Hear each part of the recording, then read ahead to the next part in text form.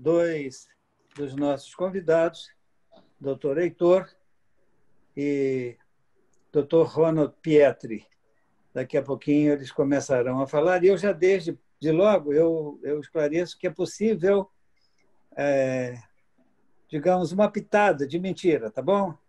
Então, eu vou começar contando a minha, embora eu não seja nem aventureiro, mas posso contar uma história que aconteceu comigo e que marcou quando eu estava na vara de execuções penais. Seja bem-vindo, Camilo. Alegria recebê-lo. Estão conosco aí o Dr. Heitor, que é kitesurfista. Eu nem tenho ideia muito bem do que seja isso. Está também o Dr. Ronald Pietri, e agora você completou o nosso time. Vamos trabalhar. Mas eu estava dizendo que eu trabalhei durante alguns meses na vara de execuções penais. E eu tinha sempre, como tenho até hoje, mania de ficar no tribunal, no fórum, até tarde. E um dia eu estava lá trabalhando, muito processo, o tempo foi passando, as pessoas foram saindo, se despedindo, saiu a secretária, por fim, e eu fiquei sozinho. E ela perguntou: doutor Fábio, posso fechar a sala? Eu, tá bom, acho que está tudo tranquilo. E ela saiu, né, e eu fiquei preso na sala de audiências, que era ali no segundo andar do fórum, ali bem de frente para a lâmina 4. E quando eu me dei por conta, lá pela meia-noite, após juntar as coisas que eu levaria para casa, naquele tempo a gente não tinha água, né, no tribunal, cada um tinha que levar a sua água, e separei lá umas garrafas PET que eu usava para trazer e levar água, e descobri que eu estava sem a chave.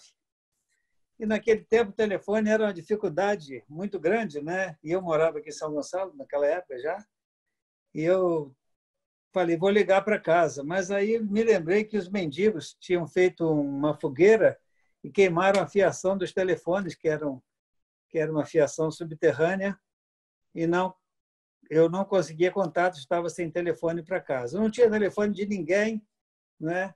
De modo que eu liguei para a guarda, pedi um auxílio, falei, olha, eu preciso sair aqui do foro e não estou conseguindo, as chaves não estão comigo, eu não sei o que fazer.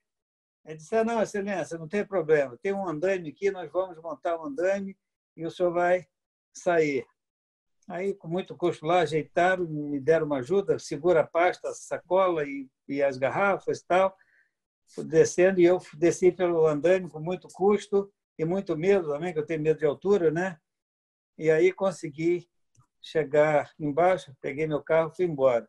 No dia seguinte, um guarda lá veio de gozação e disse, doutor, tem uma anotação lá na folha de parte, lá de ocorrência da guarda, que nós precisamos ajudar o Homem-Aranha, né? Ajudar o Homem-Aranha para poder sair aí da...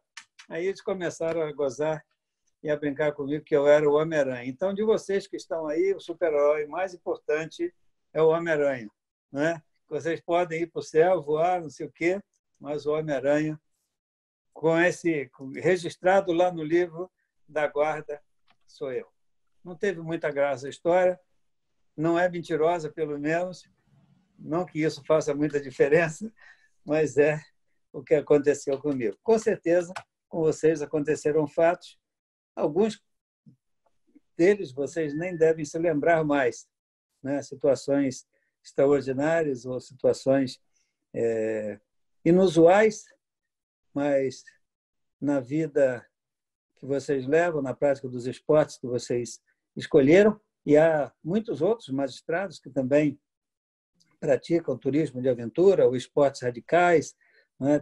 Teriam histórias para contar, e nós pretendemos repetir esse nosso encontro, que é o primeiro no qual todos nós estamos bem à vontade, ninguém de terno, ninguém de gravata, todo mundo com a sua camisa social, tranquilo. Tá bom? Sejam bem-vindos, os que estão participando, os que estão assistindo. E vamos começar, Camilo, pode ser por você, contando um pouco da sua história aí, para que a gente se delicie ou não. Se tiver alguma coisa que a gente possa depois também ficar de gozação com você, por favor, conte para a gente não perder essa oportunidade. Boa tarde a todos. Primeiramente, quero parabenizar o Instituto dos Magistrados do Brasil por essa iniciativa, que foi, como o desembargador Fábio falou, normalmente nós só mantemos contato em área jurídica. Todas as palestras, todos os encontros envolvem área jurídica, e isso cansa um bocado, né? Aqui é uma situação diferente, uma situação descontraída, em que todos podemos confraternizar, e envolve aventura, envolve a possibilidade de nós fazermos viagens virtuais, por enquanto, né? Mas pelo menos vamos poder viajar na imaginação dos colegas. Eu sempre gostei de mergulho e desde muito novo eu pratico caça submarina. E comecei a também praticar um pouco de mergulho autônomo. Passei a gostar muito, mergulhar com garrafa. Só que a primeira vez que eu mergulhei com garrafa, eu não tinha credenciamento, não tinha feito curso, não tinha credencial para poder mergulhar. Eu me lembro que eu mergulhei em Fernando de Noronha, foi um batismo. E quem não tinha credenciamento ficava com um instrutor do lado. Quem tinha credenciamento poderia mergulhar em vários pontos, podia fazer mergulho livre, tá? Escolhia o ponto para mergulhar. E Fernando de Noronha é um local fantástico. Uma água cristalina, uma água quente, uma água oceânica, 26 graus, peixe à vontade. Você vê de tudo. Muito golfinho, muita raia, tartaruga, muitos carduns de peixe, muita fauna, né? Muita flora, muita coragem, muito bonito o fundo do mar. E no meu primeiro mergulho com aquele mergulhador, eu quase que me apaixonei. Era um mergulhador louro, bonitão, e ele não me largava. Ele ficava agarrado no meu cinto o tempo todo, meu cinto de chumbo, que você tem que usar o cinto de chumbo para poder descer, né? Ele agarrado no meu cinto de chumbo, não me soltava de jeito nenhum. Eu tentando me desvencilhar dele, ele agarrado no cinto de chumbo. Acho que ele estava até pegando um pouquinho de carona, né? Que nós nadávamos, tem um pouco de correnteza lá, normalmente nós nadamos favoravelmente à correnteza, e eu acho que ele estava querendo ser rebocado um pouquinho, né? Mas aí eu gostei e resolvi, já tem muitos anos, foi até com meus filhos, resolvi fazer o credenciamento. E o credenciamento te dá a oportunidade de você mergulhar em diversos locais do mundo, te dá a oportunidade de você alugar equipamentos de mergulho e poder escolher o local que você vai mergulhar, com quem você vai mergulhar, em barcos de amigo, etc. Esse credenciamento tem várias empresas credenciadas, né? A minha, por acaso, é a PAD ou PADI, cada um chama de um jeito diferente, PADI. E eu fiz o credenciamento básico, posteriormente me empolguei e fiz o credenciamento avançado, porque o básico, você está credenciado, mas tem algumas limitações de locais de mergulho. O avançado te dá mais opções de locais de mergulho. E com isso, eu comecei a mergulhar em muitos locais, normalmente locais maravilhosos fora do Brasil, no Brasil também. Mergulhei em Tulum, mergulhei em Cozumel. Cozumel tem muita correnteza, mas a água é cristalina, mais clara que Fernando de Noronha. A água de Fernando de Noronha é uma água potável. É uma água transparente, uma água azul, uma água quente, uma água gostosa. Cozumel, você olhando de fora, de cima do barco, né, que você faz essa travessia para o local do mergulho de barco, você olhando a água, ela é quase que roxa. É uma água azul que nós não temos no Brasil. Muito clara, muito forte, um azul uma tonalidade muito viva. E a água é transparente. Nós mergulhamos a 27, 28, 30 metros de profundidade normalmente, muita correnteza, mas você solta o corpo, vai acompanhando a correnteza e você tem muita vida marinha. Tem muita lagosta, tem muita tartaruga. Dependendo do local que você mergulha, você tem outras opções de animais, né? O meu último mergulho, aí tem que ter um nível mais avançado um pouco, né? Que eu fiz foi ano passado, até com 2 dos meus 3 filhos, em Galápagos. Galápagos, a água já não é tão clara, a água é um pouco mais escura, a visibilidade é de 6 a 8 metros. Em Cozumel, a visibilidade é de 40 metros, 50 metros. Fernando de Noronha também, a visibilidade é de 20 metros, 30 metros.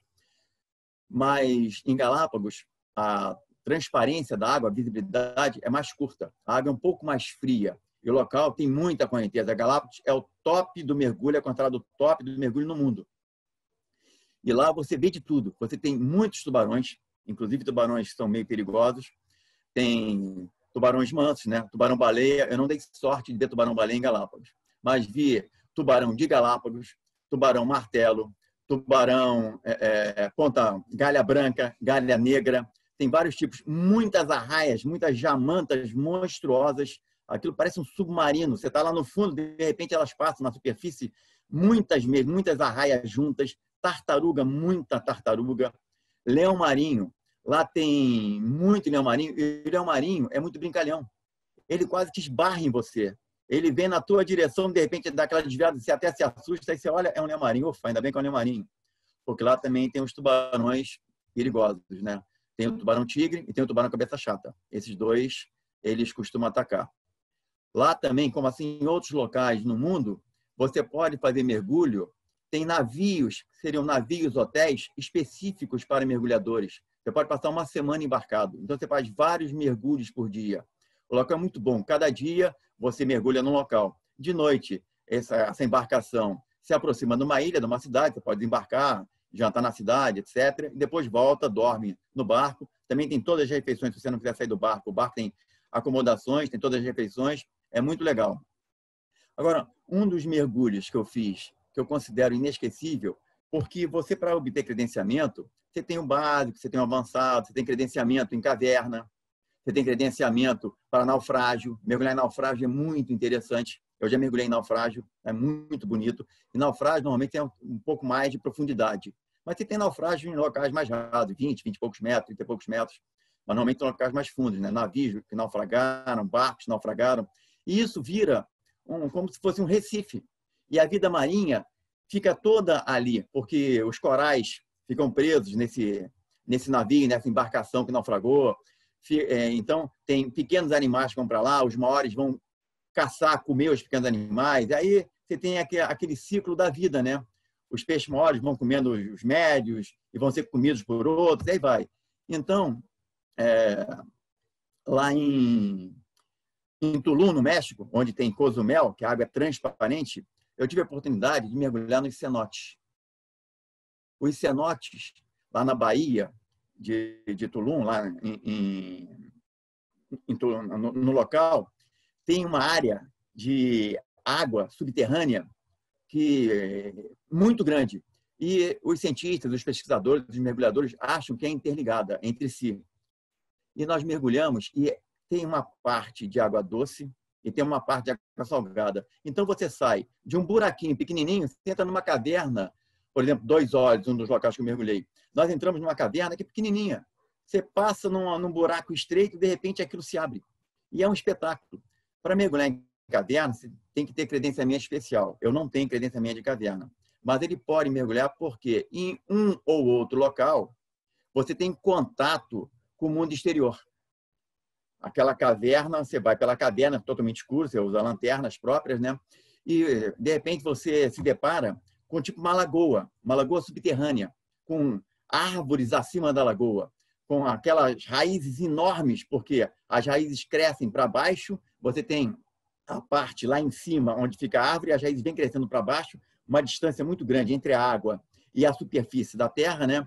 E as raízes vêm crescendo, crescendo, crescendo, até tocarem na água, para que a planta possa se alimentar, possa aproveitar aquela água, né? E o local é belíssimo.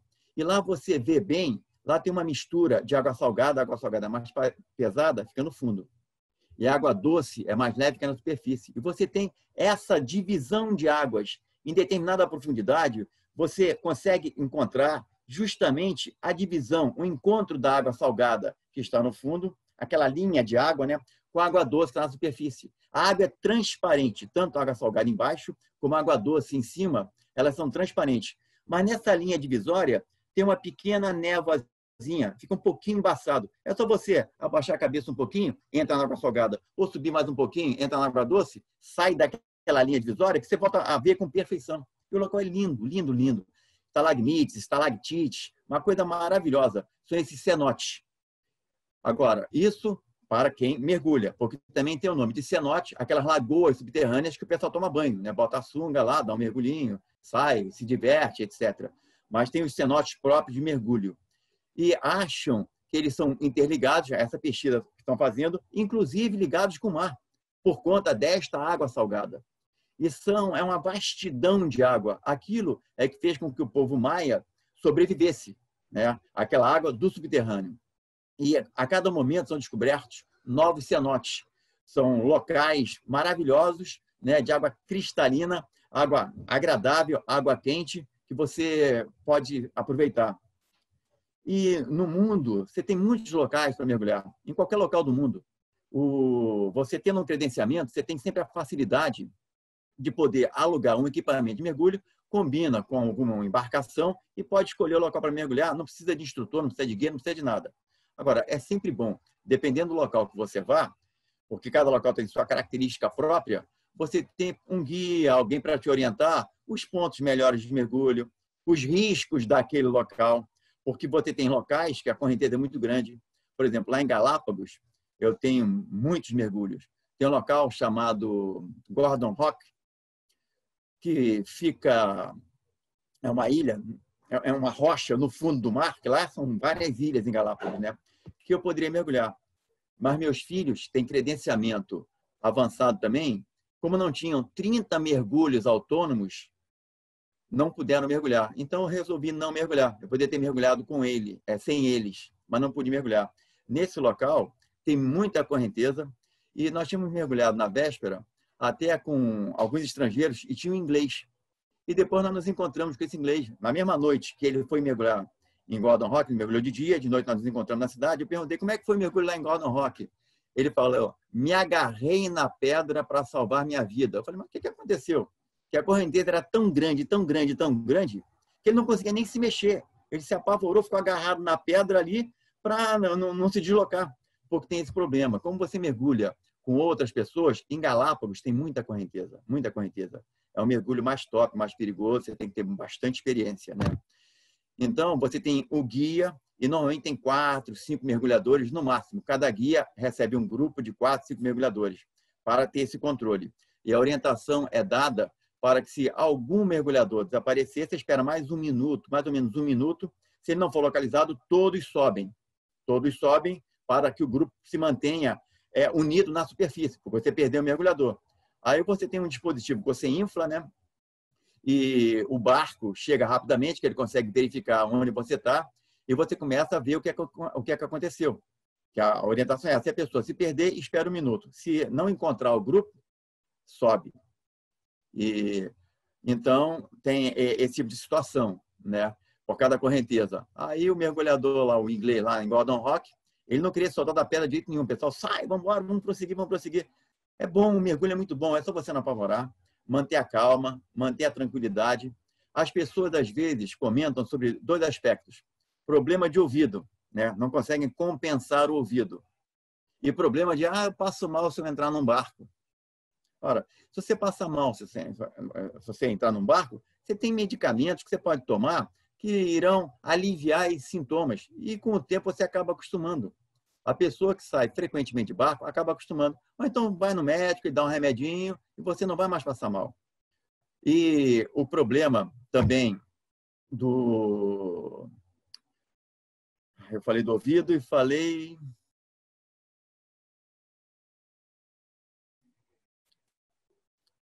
do enjoo, né? Falei do ouvido e do enjoo.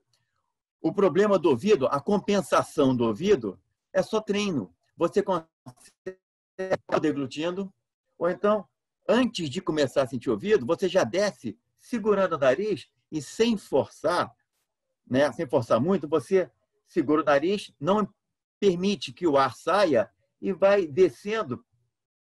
E o ar que você vai estar soprando pelo nariz que não sai, vai compensar o teu ouvido. Então, você tem essa compensação. E, com o tempo, você acaba acostumando. Isso é muito fácil. Você vai treinar antes em piscina. Quem quiser experimentar um mergulho, não vai direto entrar no mar. Vai fazer esse treinamento em piscina, vai saber retirar água de máscara. Se a minha máscara entrar água. Coisa mais fácil do mundo. Você vai ser treinado para isso. Então, esse treinamento todo, no início, é dado em piscina.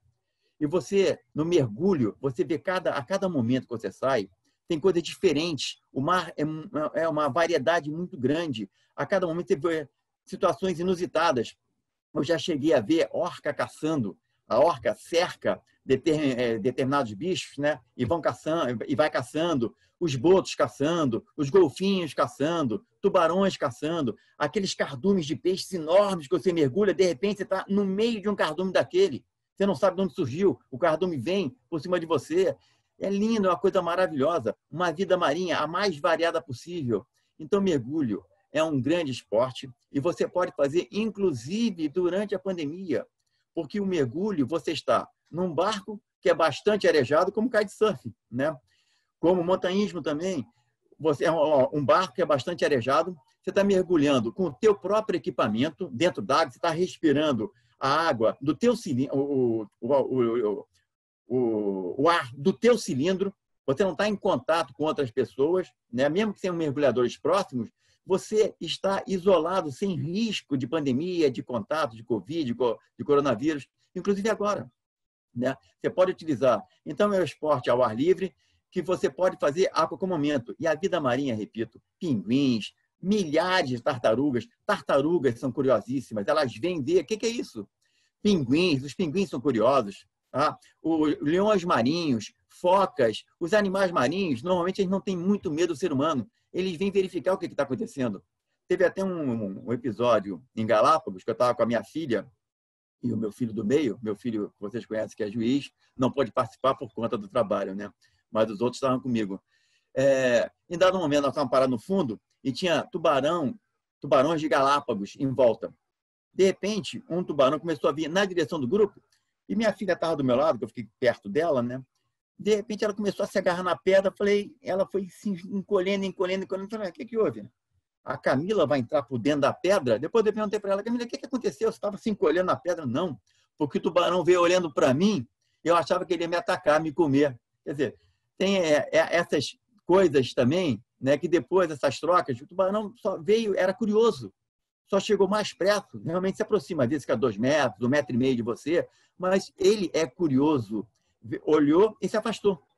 Então, o tempo todo você está nadando com bichos e, às vezes, eles estão te vendo. Você não está vendo porque eles estão na linha limite da tua visibilidade. Um pouquinho, 1 metro mais, meio metro mais, você não consegue ver, mas eles estão te vendo. Eles estão te sentindo, né? Por causa dos sensores que eles possuem, etc. Então, mergulhar é uma coisa fantástica. É uma paz, é uma maravilha. As próprias ilhas, eu mergulho muito em ilha, nas próprias ilhas, você tem muita vida. As aves, muitas aves, são milhares e milhares de aves. Aves barulhentas, as mais variadas possíveis. É um local espetacular. Realmente mergulho, vale a pena. Quem quiser pode começar fazendo um batismo, não precisa ter credenciamento nenhum. Um instrutor vai te passar as instruções na hora, é só tomar cuidado de buscar uma empresa de bom credenciamento, tem muitas empresas que não são tão boas, uma empresa de bom credenciamento, peça referência a alguém que você conheça, que saiba que mergulha, e faz esse batismo. Tá? É muito gostoso, não tem que ter problema com enjoo no barco, problema sem entrar água na máscara, problema, vou sentir o ouvido, nada disso. Você vai descer tranquilamente a 15, 18 metros de profundidade, sem risco nenhum, não tem que fazer aquela parada de subida, que dependendo da profundidade que você vá e do tempo de fundo, tem tabelas próprias para isso, mas o instrutor vai se encarregar de cuidar dessas tabelas, né? Dependendo do tempo de fundo que você permaneça e da profundidade que você esteja, às vezes você tem que fazer uma parada subindo, determinado tempo de parada a uma determinada profundidade. Normalmente, coisa de 5 minutos a 5, 7 metros de profundidade para compensar o nitrogênio o nitrogênio residual que você tem no corpo. Mas isso o instrutor vai se encarregar de tomar esse cuidado. Quando você faz o batismo, você nunca precisa fazer essa parada, porque eles nunca te levam em profundidade que necessite esta parada na subida. Mas vale a pena. Experimente o mergulho, é uma coisa fantástica. Obrigado, Fábio. Se tiverem alguma dúvida, alguma questão, estou à disposição.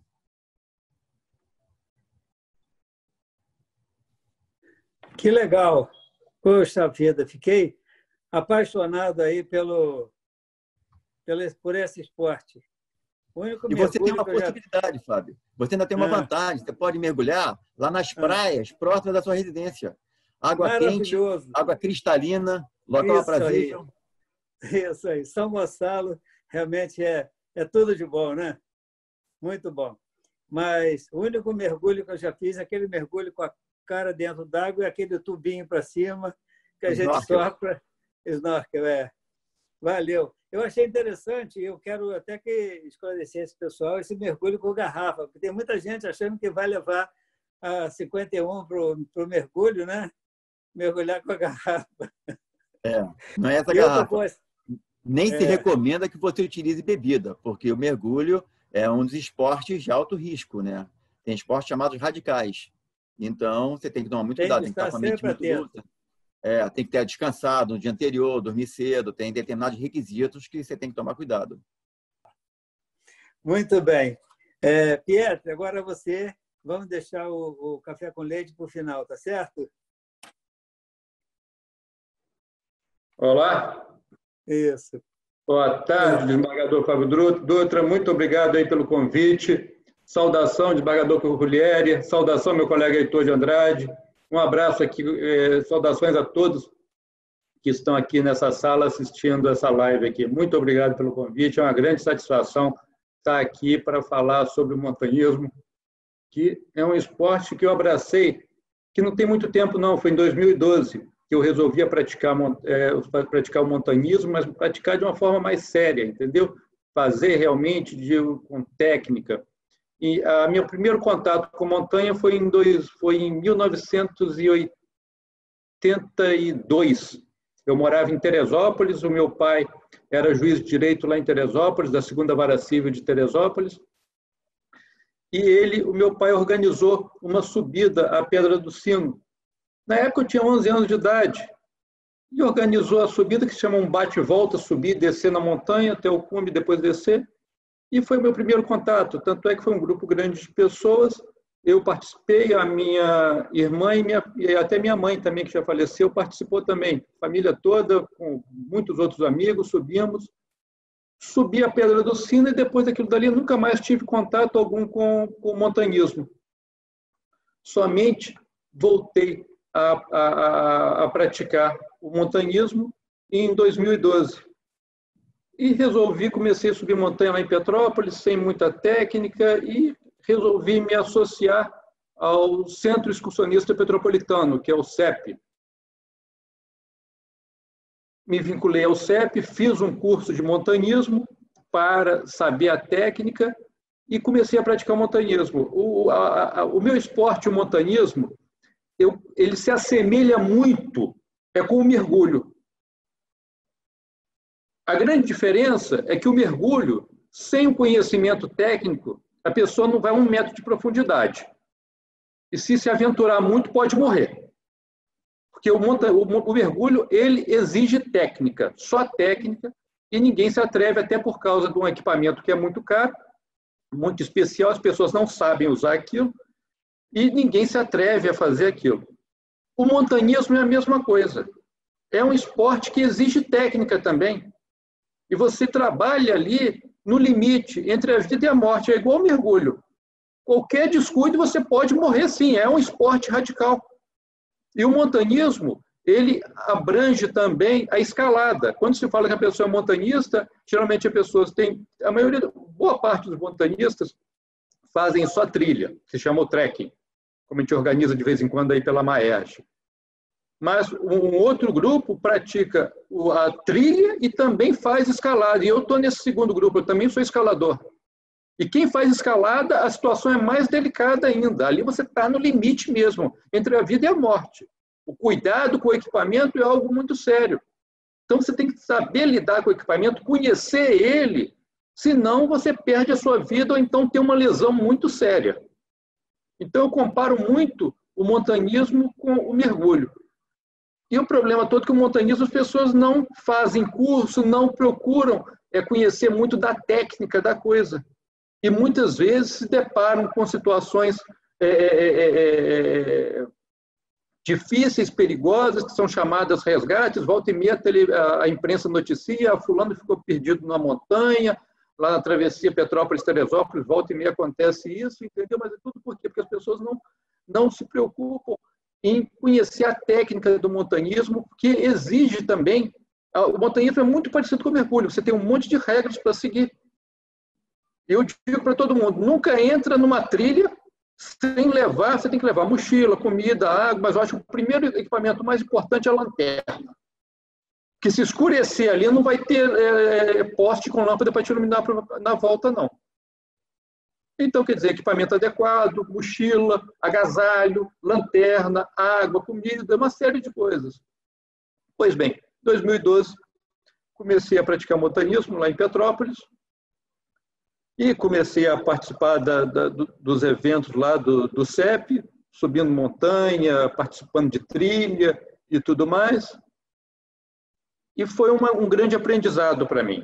A interação com a natureza, a questão física, porque é um esporte que exige um preparo físico da pessoa, ele exige um regramento, como o desembargador Camilo, que na véspera tem que dormir cedo, se alimentar bem, porque se você não seguir essas regras, você não consegue subir a montanha.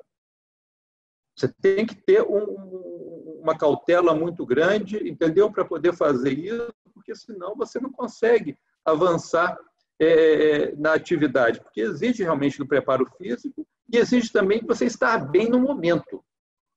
Então, você não pode, na véspera, ir para o bar, beber cerveja, vinho, encher a cara, porque você não vai conseguir fazer atividade, você tem que acordar cedo. O montanhismo te exige a obrigação de acordar cedo para poder exercer essa atividade. Existe uma regra no montanhismo das 14 horas. Se você não chegar ao cume da montanha até as 14 horas, dê meia volta, retorne, porque você vai ter problema na descida. É a regra das 14 horas. Se não chegou no cume da montanha até as 14 horas, pode voltar, porque você pode ter problema. Então, comecei a praticar o montanhismo, e o montanhismo tem uma outra coisa também semelhante com o mergulho. Não é bom ser praticado só, não se deve subir montanha sozinho. Sempre em dupla. No mergulho é sempre 2 pessoas, 3 ou mais. O desembargador Camilo está balançando a cabeça afirmativamente. Não é algo recomendável. Então, é sempre em dupla, 3 pessoas e tudo mais. Eu procuro sempre fazer isso, mas detalhe, eu gosto de subir montanha sozinho. E eu tenho um porém ainda mais. Eu gosto de subir montanha sozinho e de noite. É disso que eu gosto de fazer. Mas eu faço poucas vezes isso, e quando eu faço, eu aviso a Deus e o povo lá de Petrópolis, estou indo na montanha tal, fica todo mundo do zap ali. Quando você já chegou, já voltou? Não, já voltei, estou bem e tudo mais. Eu tomo essa regra de segurança. Mas é isso, então, é um esporte que exige equipamentos, exige cautela, prudência das pessoas, um preparo físico mesmo. E o montanhismo, ele engloba, como eu disse, a trilha, que é o trekking que o pessoal faz, e a escalada. A escalada já é diferente. É recomendável fazer um curso de montanhismo para atividades de trekking, até para você saber as regras, vestuário para poder utilizar, até para você não passar frio na montanha. É bom ter uma orientação técnica, mas com relação à escalada, a coisa é bem diferente. Ali é técnica pura mesmo, é preparo físico. E a escalada também existe uma questão de ordem pessoal do escalador, da pessoa que vai se aventurar na escalada. A pessoa não pode ter medo de altura. E detalhe, você tem que acreditar no equipamento. Porque ali você está preso numa corda, num grampo preso na rocha, no paredão de concreto, da rocha que tem, e ali está a tua vida. E você tem que saber lidar com aquele equipamento e escalar. E já escalei algumas montanhas ali da região da Serra dos Órgãos, entendeu? E a escalada que eu acho mais bonita de todas elas, é uma escalada forte, não é uma escalada de um nível técnico, de grande nível técnico, mas é uma escalada que exige muita força física da pessoa, um bom preparo, que é a escalada do Dedo de Deus, que é uma montanha emblemática que nós temos aqui no estado do Rio de Janeiro, e cuja conquista dela ocorreu em 1914, por um grupo de moradores de Teresópolis, e que encararam a escalada dessa montanha como um desafio, porque naquela época, em 1914, vários escaladores, principalmente europeus, haviam tentado escalar o Dedo de Deus, e ninguém havia conseguido. E uma vez, o último grupo que tentou, numa reunião lá em Teresópolis, disse o seguinte: se nós não conseguimos, ninguém consegue. E aquilo foi recebido como um desafio na cidade de Teresópolis. E o que aconteceu? Um grupo lá aceitou o desafio, foram para a montanha, um deles era um ferreiro, que era o Teixeira, montaram equipamentos, entendeu? E escalaram a montanha. Isso foi em 1914, foi algo que foram recebidos como heróis na época. Pois bem, em 1914, em 2014, eu fiz um curso de escalada lá no próprio Centro Excursionista Metropolitano e comecei a escalar. Comecei a praticar ali e a etapa final do curso foi a escalada do Dedo de Deus, onde nós acabamos escalando isso daí. Eu vou pedir ao André Maia que exiba, por gentileza, André, as fotos da escalada do Dedo de Deus de 2014, por gentileza.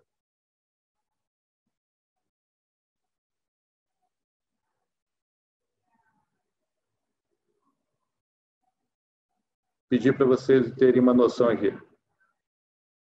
Aí, esse aqui é o grupo todo no início da escalada. O Dedo de Deus aí ao fundo. Está aí o Dedo de Deus ao fundo. Esse aí é o grupo todo na escalada. Próxima foto, por gentileza. Aqui é no cume do Dedo de Deus. Eu estou aqui no canto à esquerda. Entendeu? Esse é o grupo todo no cume. Podem reparar como o tempo estava bonito nesse dia. A próxima foto, André, por gentileza. Essa aqui é eu do lado dessa placa, dedicada aos conquistadores do Dedo de Deus. Desculpa até a data, foi 1912. Joaquim Teixeira Guimarães, Raul Carneiro e outros 3 participantes. Tem uma placa lá de homenagem. Reparem bem essa foto, como que o tempo estava bonito nesse dia, dessa escalada. Essa foi minha primeira escalada, foi em 2014, foi uma escalada perfeita, um tempo ótimo, tudo perfeito. E em 2017 eu voltei ao Dedo de Deus, foi minha segunda escalada. Essa segunda escalada foi bem diferente. O André, coloca as fotos aí, por gentileza, da segunda escalada, por gentileza. Tá aí. Essa segunda escalada do Dedo de Deus, podem reparar o tempo que está aí atrás, é completamente diferente, não é? O que aconteceu nessa escalada? Essa escalada é o que foi a verdadeira aventura. O que é a verdadeira aventura? Foi justamente aquilo que o desembargador Fábio Dutra comentou logo no início da abertura dos trabalhos sobre o incidente com ele de quando a secretária saiu e deixou ele trancado dentro do gabinete. Aquilo, eu adorei ouvir esse relato do desembargador Fábio Dutra, porque aquilo dali retrata o que se chama da verdadeira aventura. O que é a verdadeira aventura? A verdadeira aventura é quando algo dá errado. Quando algo dá errado, quando o bicho pega, é aí que começa a aventura. E essa segunda escalada do Dedo de Deus foi uma aventura. Por quê? Nós entramos na montanha um pouco tarde, era para a gente ter entrado às 7 da manhã. A gente começou a subir a montanha às 8. Por causa disso, já tinha alguns grupos na nossa frente. Houve, na verdade, um congestionamento lá no Dedo de Deus. E nós acabamos chegando no cume do Dedo de Deus por volta de umas 4 da tarde. Chegamos no cume do Dedo de Deus, o tempo não estava bom, como foi da primeira vez. Estava nublado. Ô, André, por gentileza, passa a segunda foto, por gentileza. Olha essa foto aí, como está o tempo. Um frio danado. Repara só a roupa que eu estava usando em comparação com a outra. Estava de blusa de manga curta. Eu estou aqui com a fita amarela passada no peito. Sou eu aqui de capacete branco. Próxima foto, por gentileza. Aqui foi já subindo, escalando, antes de chegar no cume, no ponto mais crítico que tem da escalada, que se chama Maria Cebola, que é um local, estou preso aqui numa corda, mas se eu escorregasse aí, eu iria cair e iria pendular, igual o pêndulo mesmo do relógio, cuco, eu ia pendular na montanha. Então aqui eu estou subindo. Passa a próxima foto. Essa outra foto foi na descida. Repara só uma coisa, como já estava escurecendo. O que aconteceu nessa segunda escalada? Chegamos na montanha tarde, Ficamos pouco tempo, tiramos uma foto, fizemos um lanche e fomos para a descida. Só que na descida teve o mesmo congestionamento. Congestionamento que a gente pegou na subida, pegamos também na descida. E aí foi outro problema também. Teve que ser uma descida lenta e que começou a escurecer. Tivemos que acionar as lanternas que estávamos presas nos nossos capacetes. Depois começou a chover. Em resumo, deu quase que tudo errado nessa escalada, mas ficou ela o que? O gosto da verdadeira aventura, porque ela deu errado, mas passamos um perrengue danado, frio, pouca comida, entendeu? Uma colega do grupo estava sem lanterna, a outra teve que ajudar ela na descida, entendeu? Mas foi isso, é aquilo que eu digo, esse é o montanhismo, entendeu? São esses problemas que tem, esses perrengues que nós passamos, que faz parte da característica da atividade. E eu sempre escalei, pratiquei montanhismo lá em Petrópolis. Há coisa de uns 3 anos que eu comecei a sair de Petrópolis para praticar montanhismo. Cheguei aí na Chapada Diamantina. André, pode tirar essa foto, por gentileza, por favor. Vamos voltar para o vídeo normal. E pratiquei comecei a ir para outros locais. Estive na Chapada Diamantina, que é um local excelente, muito bonito. Quem tiver oportunidade pode ir fazer trilha lá, que é um local sensacional. Estive também na Chapada dos Veadeiros, fazendo lá em Goiás, fazendo também trilha. E depois estive também no Atacama, que foi o local onde eu fiz minha primeira alta montanha. E depois também já estive no Peru, também fazendo trilha, também a trilha Salcantay. E em janeiro desse ano é que eu participei do meu maior feito que teve no montanhismo. Em janeiro desse ano, eu fui para a Argentina participar de uma expedição ao Aconcagua, a montanha mais alta que nós temos na América do Sul. E detalhe, excluindo as montanhas do Nepal, onde tem o Everest, K2, Manaslu, Shoyu, essas montanhas de mais de 8.000 metros, excluindo elas, o Aconcagua seria a maior montanha do mundo. O Aconcagua tem 6.962 metros. Para subir a montanha, você tem que participar realmente de uma expedição, um grupo grande. E, em janeiro desse ano, eu participei dessa expedição. Foi uma grande satisfação de ter participado dessa expedição, a experiência de ter conhecido uma alta montanha do tamanho, com respeito, do Aconcagua, e também foi muito gratificante que no meu grupo da expedição tinha um colega, tinha um magistrado, o juiz Cláudio Márcio Areco Júnior, lá de Santa Catarina, e que esteve ao meu lado subindo a montanha, participando também dessa expedição ao Aconcagua. O Maia, por gentileza, coloca as fotos agora do Aconcagua, por gentileza. Tá. Essa é a primeira. Essa daí é o acampamento de Plaza Canadá. Aqui já é na subida da montanha. O Aconcagua, para você subir a montanha, você tem vários acampamentos. E esse é o primeiro acampamento em Plaza Canadá, a uma altitude de 5.085 metros. Para chegar à Plaza Canadá, levou-se mais ou menos uns 5 dias, desde a entrada no parque do Aconcagua até chegar aí. Por quê? Porque você tem que ir subindo aos poucos, se aclimatando, igual no mergulho. Para poder descer na profundidade, você tem que ir segurando o nariz, fazendo pressão e tudo mais. Para subir uma montanha, com uma alta montanha, é a mesma coisa. Você também tem que ir aclimatando o corpo, porque senão você pode ter um problema sério. E os problemas sérios em alta montanha são o edema cerebral e o edema pulmonar, que pode levar ao óbito da pessoa. O problema é que subir uma montanha, a aclimatação é muito mais lenta do que num simples mergulho. bem diferente daqueles mergulhos de alta profundidade, onde a pessoa, já vi na televisão, que o mergulhador sai do mar e é obrigado a entrar numa câmara de pressurização. Ele é diferente. Mas aí é diferente. Mas aqui na subida da alta montanha você tem que ir subindo aos poucos. Então, esse aqui foi Plaza Canadá, onde eu ocupei uma dessas barracas aqui, dormimos uma noite. Depois, da noite seguinte, nós fomos para o outro acampamento. Maia, passa para a próxima foto, por gentileza.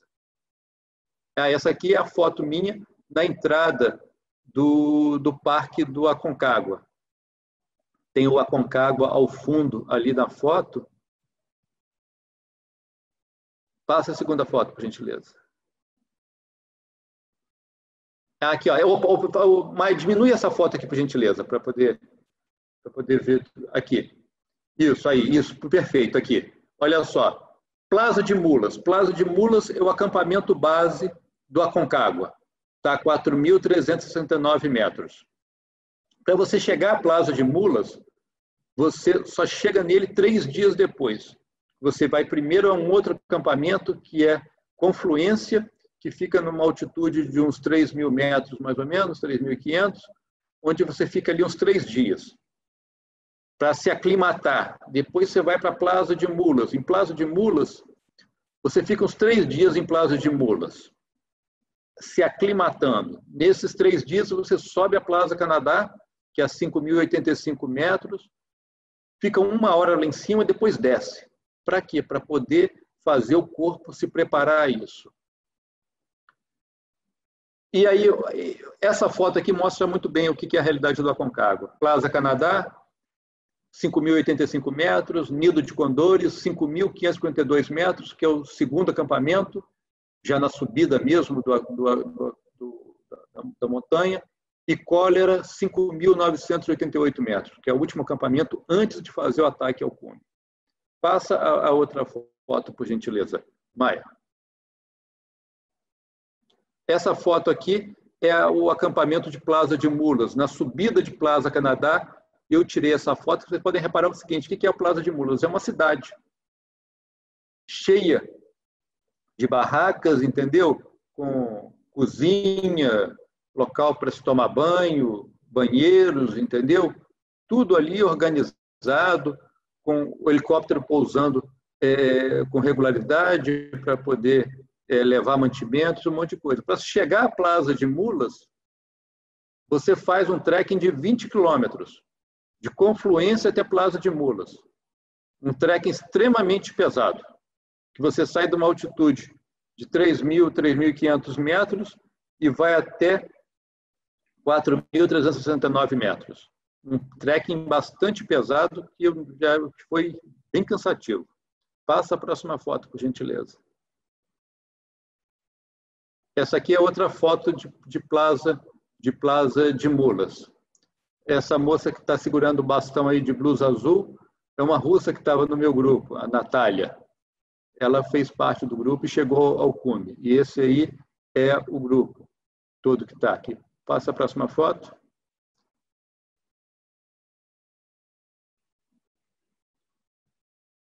Aqui é o segundo acampamento na subida. Esse aqui é Nido de Condores.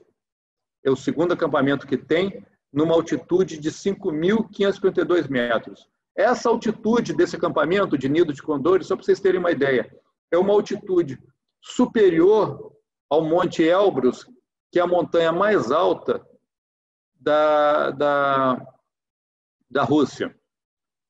Quer dizer, ali, nesse local aqui, nós tivemos um problema.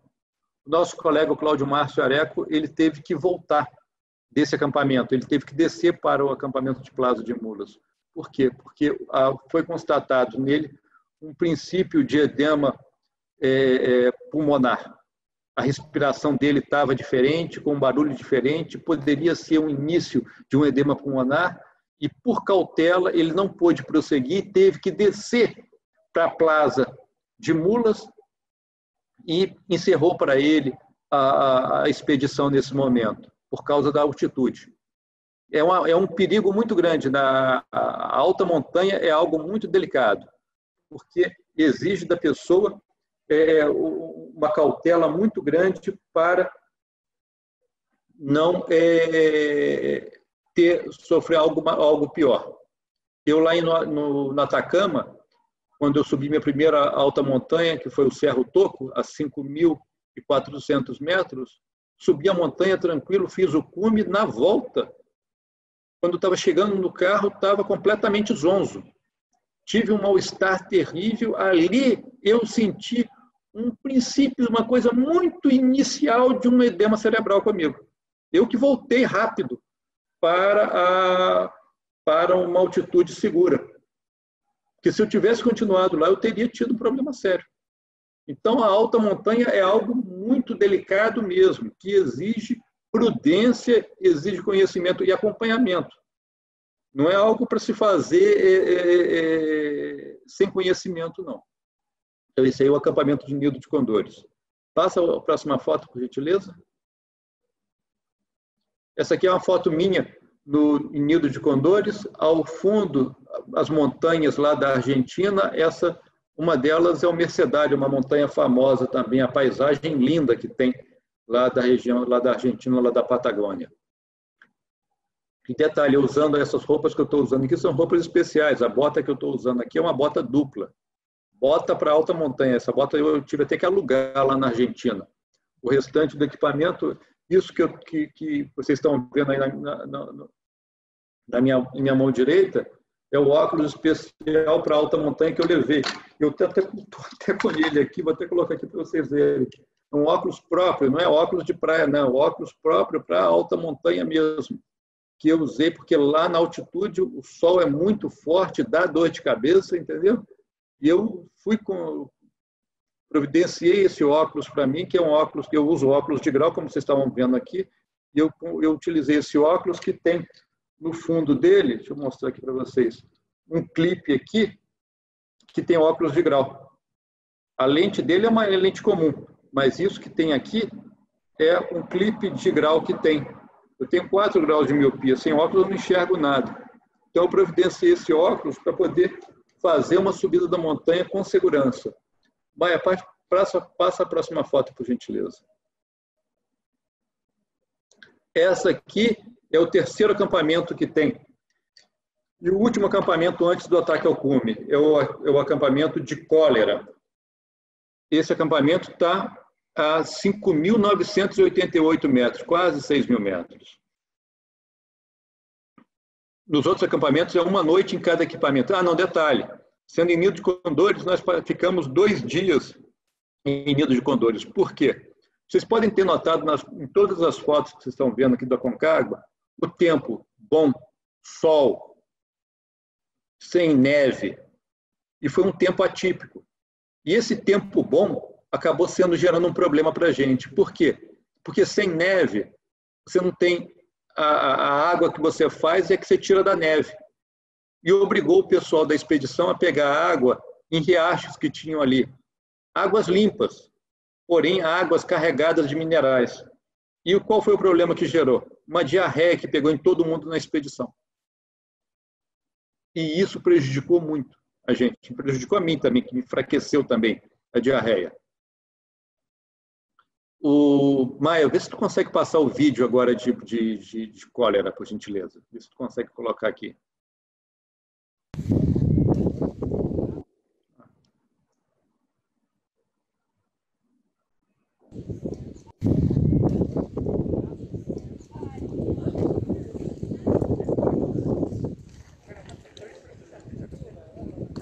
Isso aí é 5.988 metros. Isso aí é o Cólera.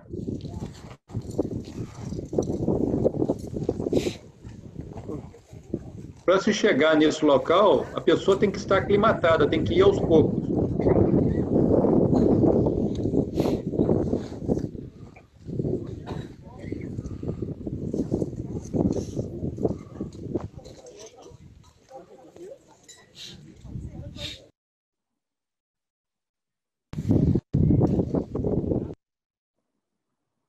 Isso. Agora, a última foto, por gentileza. A próxima foto, acho que vai ser a última. Essa aí. Essa foi essa foto, esse aí sou eu, no local chamado Refúgio Independência, a 6.500 metros. No dia do que se chama de ataque ao cume, da subida final ao cume, a gente acordou às 3 da madrugada, às 4, depois de tomar café, começamos a subir, e eu cheguei até 6.500 metros. Aí foi meu final. Minha expedição terminou aí. Eu não consegui chegar até o cume. Eu estava completamente exausto, sem energia alguma. E aí eu cheguei nesse local, a 6.500 metros ali, eu joguei a toalha. Eu cheguei lá, encontrei com o guia, o líder da expedição, que é o Máximo Caucho, um dos maiores montanhistas do mundo. Aí o Máximo virou para mim e falou o seguinte: Ronald, eu acho que está difícil para você chegar no cume. Ele viu o jeito que eu estava. Eu olhei para a cara dele e perguntei: Máximo, falta quanto para a gente chegar no cume? Ele olhou para a minha cara e falou assim: faltam 10 horas. Pelo menos umas 10 horas. Eu olhei para a cara dele e falei assim: se faltassem 2 horas, eu ia pensar, cara, eu não tenho condição alguma, eu vou voltar. Mas isso daí é a prudência que tem. Muita gente morre em alta montanha justamente por isso, por insistir e ir além dos seus limites. E detalhe, na alta montanha não tem essa história de idade, de aptidão, lógico, você tem que ter um preparo físico. Ah, não, o sujeito é triatleta. Um dos integrantes da minha expedição e que desistiram era um sujeito de 33, 35 anos que era triatleta. Ele jogou a toalha também. Ele desistiu antes de mim. Ele não chegou nem a 6.500 metros. Não aguentou. Por quê? Mal-estar. A alta montanha exige um pouco da genética da pessoa. Numa questão de ordem própria, entendeu? Do corpo da pessoa em se adaptar àquilo. Tem uma coisa engraçada que tem. Eu aqui estou morando aqui no Rio de Janeiro. Eu dormindo aqui, a minha mulher. Eu durmo de edredom, esse que é o Aconcagua no final. Eu durmo de edredom, meia, pijama, e minha mulher do lado dorme de lençol, short e blusa de alcinha. Eu sinto muito mais frio. Quando a gente pratica a alta montanha, ela quase entra em hipotermia. Eu não, eu fico tranquilo. Eu tenho uma aceitação muito maior na alta montanha do que ela. É questão de cada um. É questão de cada um. Mas é isso, gente. É isso que eu queria colocar para vocês. Até me estendi muito até. A minha experiência no montanismo, entendeu? Dedo de Deus, Aconcagua, são duas coisas que eu faço questão de comentar.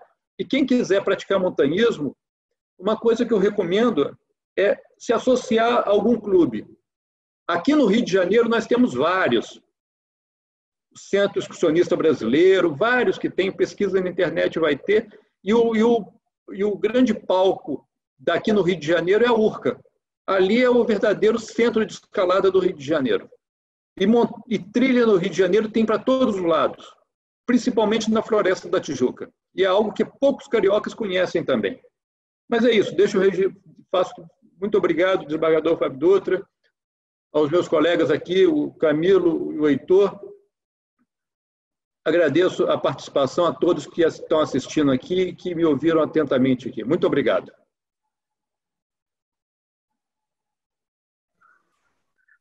Muito obrigado a você, Ronald.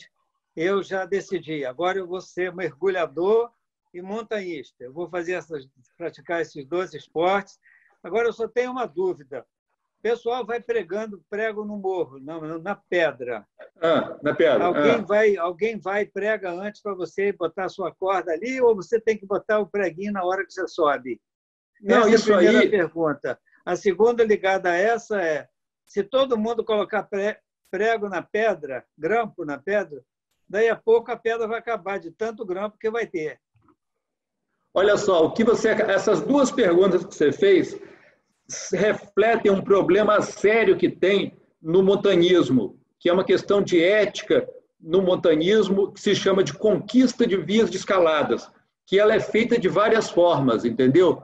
De baixo para cima, que é a maneira mais arriscada, ou então de cima. Cada maneira tem uma.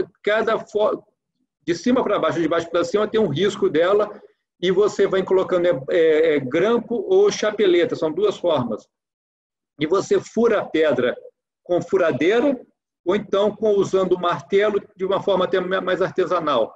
E uma vez conquistada uma via, o conquistador coloca o nome da via, e essa história de colocar um grampo entre o outro, isso aí é um problema danado. Tem brigas entre escaladores a respeito disso. Sem querer, você perguntou algo extremamente delicado dentro da comunidade dos escaladores. Você não tem ideia da quantidade de confusão que já deu por causa disso, de se fazer uma via de escalada, entendeu? E de outra pessoa querer se intrometer. Essas duas perguntas suas, que são de uma extrema complexidade, entendeu? Mas é isso, aí o que você colocou se chama de conquista de uma via de escalada. Eu nunca participei disso, eu nunca fiz uma conquista de via de escalada, entendeu? Só já ouvi comentários, assisti em vídeo, mas fazer eu nunca fiz. Muito bem, a sua resposta foi muito boa, principalmente que você disse que a minha pergunta foi muito inteligente. Foi, sim. Eu agora vou me dedicar com mais afinco ao montanhismo e vou Vou conquistar uma via de escalada. É isso aí. Muito obrigado.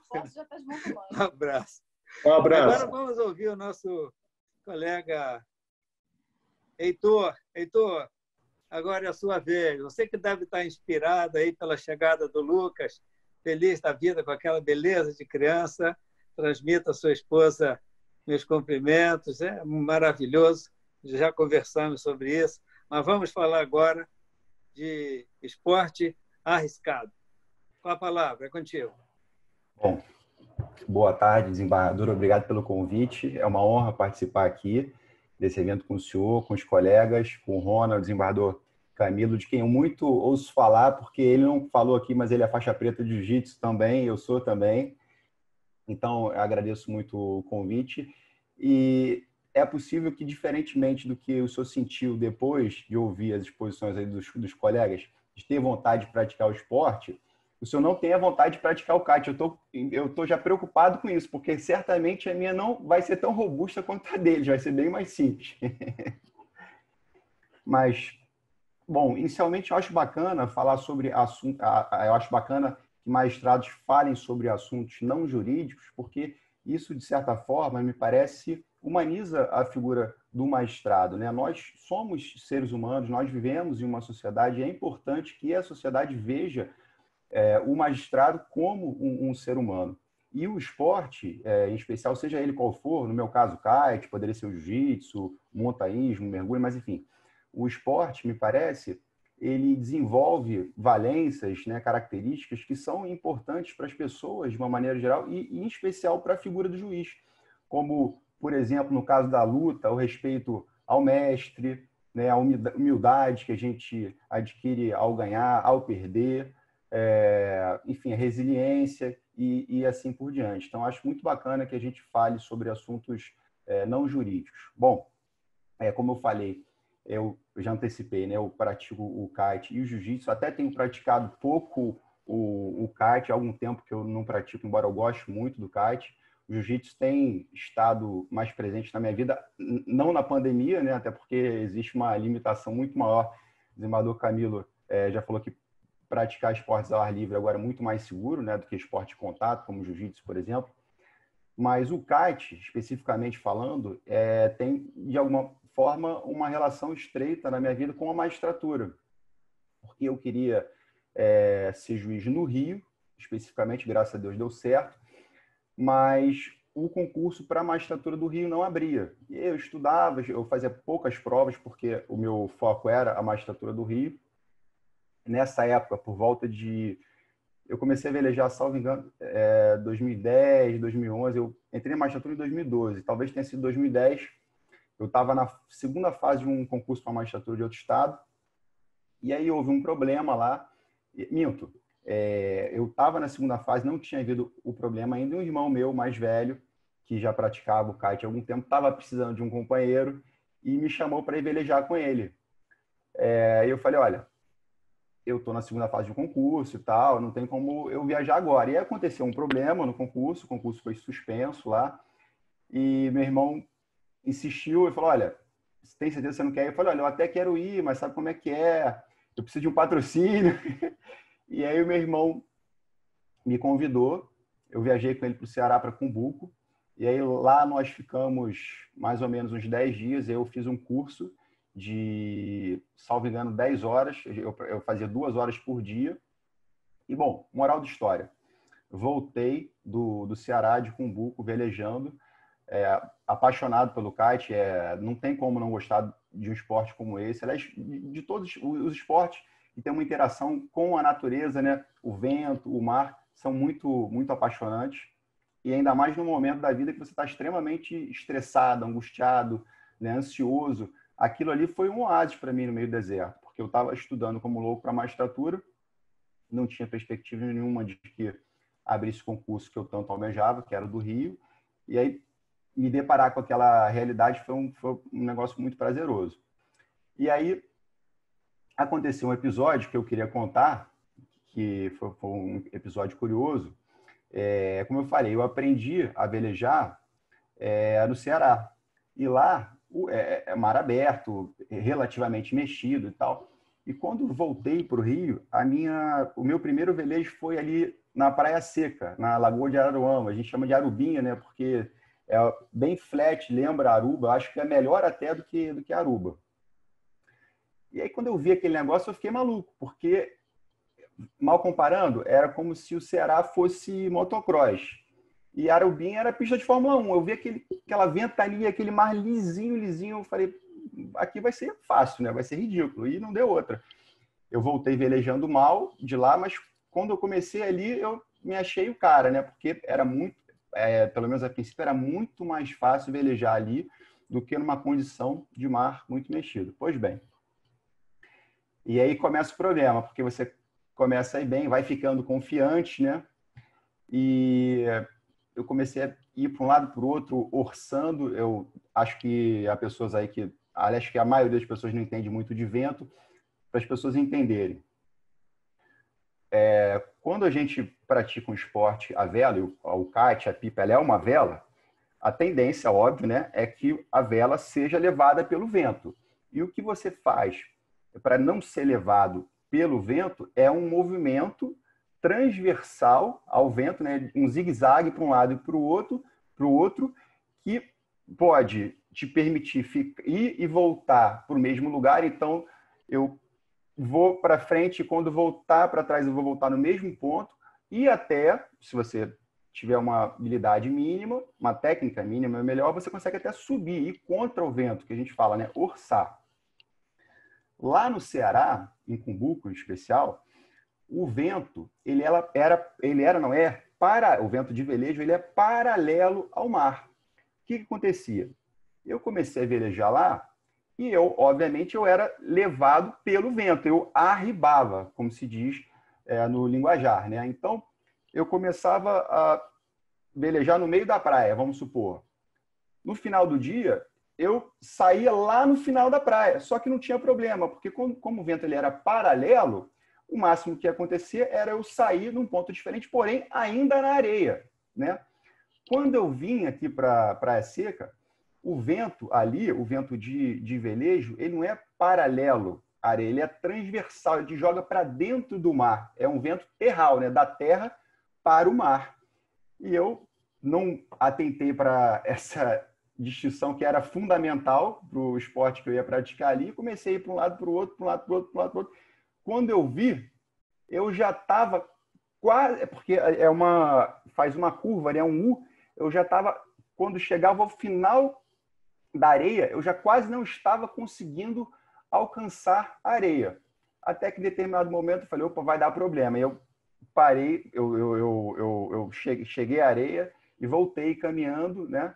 E aí eu observei que algumas pessoas, ao chegar ali, davam R$20 para um cara que estava num barquinho, né? O cara tinha um barquinho, não era um barquinho, um bote, ele ficava no bote ali só esperando. E eu até comentei com meu irmão na época, eu falei, por que o pessoal está fazendo isso, né? A praia não tem dono, né? A lagoa não tem dono. Ele falou, não, é porque se der problema e tal, ele vai lá e busca as pessoas. E eu já tinha tido uma advertência ali, só que mesmo assim eu optei por não pagar os R$ 20 do cara, do barquinho. Ok, voltei, meu irmão me explicou, falou, olha, você tem que fazer isso, aquilo, outro, que vai dar certo. Tá bom. Entrei de novo. Moral da história. Quando eu vejo, estou eu lá no meio da lagoa de Araruama, longe para burro, não tinha condição nenhuma de voltar, nenhuma. E quanto mais você entra, mais desesperado você fica, né? É aquela coisa, você fica, não, tem que ficar calmo, só que você não fica calmo. Bom, moral de história. Passam 10, 20, 30, 40 minutos, eu acabei aterrissando o kite na água, porque se eu ficasse ali ia mais para dentro ainda, né? O que não era 100% eficaz, porque mesmo assim a vela estava baixa ali, mas ela estava te puxando. Aí passa um tempo, chega o cara do bote. E aí, meu amigo, tudo bem? Tudo tranquilo? Eu falei, não, tudo bem não tá, porque eu tô no meio da lagoa aqui, tô desesperado, me tira daqui, pelo amor de Deus. Ele, então, 200 pratas. Agora, ele não sabe, se ele me pedisse 500 ali, eu ia pagar os 500 dele. Moral da história, entrei no bote do cara, paguei os R$ 200, né? Depois eu fiquei com vergonha de usar uma ação, falando que o negócio jurídico tinha vício, porque aquilo era lesão, eu estava desesperado e tal. Mas, enfim, aconteceu isso e foi uma lição muito importante, porque eu estava muito confiante, né? E acabei sendo levado pela emoção quando eu vi não tinha mais o que fazer. Graças a Deus que o cara do botezinho estava ali e salvou a minha pele. Eu costumo dizer que o kite é um esporte extremamente seguro e cada dia muito mais seguro, porque como é um esporte novo, o kite foi criado, salvo engano, lá primeira metade dos anos 80, se tornou popular em 90 e pouco, 2000, existe um processo de evolução muito rápido, né? Então ele já é seguro e cada dia mais fica muito seguro. Só que você tem que seguir aqueles procedimentos, deduzo que seja assim também nos outros esportes, como no mergulho, os procedimentos de segurança, sob pena de se colocar em situação de risco desnecessariamente. Uma situação que acontece muito frequentemente, é muito comum isso, com pessoas que estão começando. O acelerador e o freio do kite são a barra, né? Então, você fica ali, tem uma pipa, um kite, você é preso à cintura pela pipa, né, no trapézio, e no meio no trapézio existe uma linha que passa no meio da barra. Pois bem, você segura aquela barra. Se você puxa a barra, o kite acelera, você coloca pressão no kite, porque ele fica mais de cara para o vento. Se você solta a barra, o kite desacelera, você diminui a pressão do kite. Só que, imaginem vocês, quando o sujeito está aprendendo ali, está começando a ficar em pé, ele vai tomar uma vaca, ele vai cair de cara na água. Qual é o primeiro impulso da pessoa? É segurar na primeira coisa que está na frente dela, né? Então é muito comum o cara estar começando, está aprendendo a velejar, e ele vai quicando, o kite vai puxando, e ele puxa mais, o kite puxa mais. E aí o professor fala, solta a barra, solta a barra, solta a barra. Então, são sistemas de segurança que você tem que se habituar para tornar automáticos e não se colocar em risco, sob pena de um esporte que é bastante seguro se tornar arriscado. A minha história sobre o kite não é emocionante como a desembargador Camilo, do Ronald, mas é verdadeira, desembargador. O senhor falou, se quiser contar uma mentirinha e tal, mas a história é verdadeira. Bom, eu tinha separado umas fotos aí, mas depois que eu vi as fotos do Ronald, eu fiquei meio sem graça. Umas fotos minhas aí, aleatórias, que eu separei aqui antes do evento, mas, enfim, depois eu posso disponibilizar. Passou para o André. André, solta as fotos aí, por favor. André, rapidamente, coisa boa. Tranquilo. Isso aí foi, salvo engano, essa foto aí foi em Cumbuco. Eu gosto muito de Cumbuco, lugar que eu gosto bastante, tem um vento muito bom lá. Pode passar aí, André, por favor.